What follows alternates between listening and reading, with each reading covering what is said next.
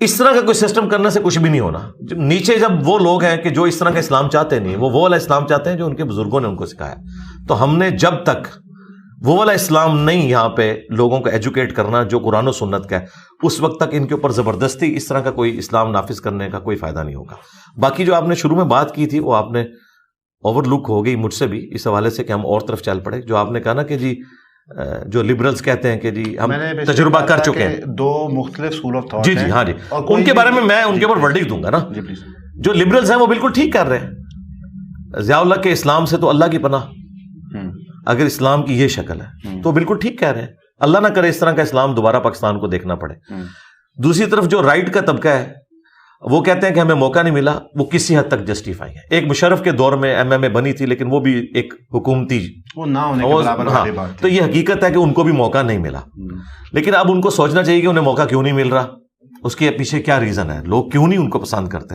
جب تک وہ رائے عامہ ہموار نہیں کرتے اپنے حق میں, اس وقت تک کوئی معاملہ سیدھا نہیں ہو سکتا. علی بھائی اسی کے اندر نا تھوڑا سا ایسے محسوس ہوتا ہے, اور اتہاس میں تو یہ ہوتا ہے, بلکہ آپ کے لیکچرز میں جو ہم سارا وہ کربلا والا واقعہ پڑھتے ہیں اور سنتے ہیں تو ہمیں انڈرسٹینڈنگ ہوتی ہے کہ جو حکمران ہمارے پہ نافذ ہوئے یا بعد میں آئے ہیں انہوں نے دین کی کوئی نہ کوئی شکل استعمال کی ہے مینیپولیشن کے لیے.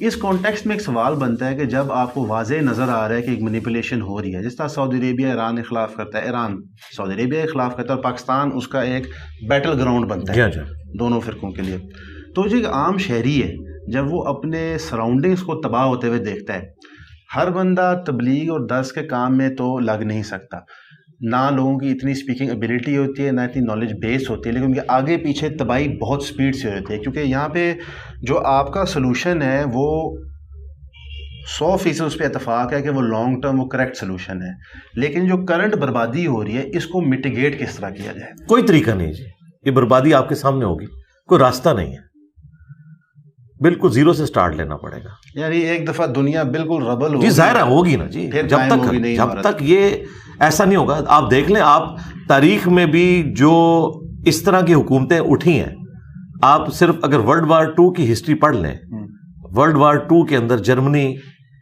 بالکل زیرو ہو گیا تھا, ایسے ہی کروڑوں لوگوں کا دماغ اس نے خراب کر دیا, ٹیٹو تک انہوں نے بنوائے ہوئے تھے, وہ اپنی جانیں دینے کے لیے تیار تھے. آپ لوگ تو بڑی مجاہدین کی بات کرتے ہیں نا, یعنی جس طرح مسلمانوں کے مجاہدین کمیٹڈ تھے نا اپنے دین کے ساتھ, اس سے زیادہ ہی نازی جو ہیں وہ کمیٹڈ تھے ہٹلر کے ساتھ. ٹھیک ہے, 15 سال لگے ہیں گوروں کو صرف یہ بات ان کو سمجھانے میں کہ یار یہ آپ کو دھوکہ دے کے گیا ہے.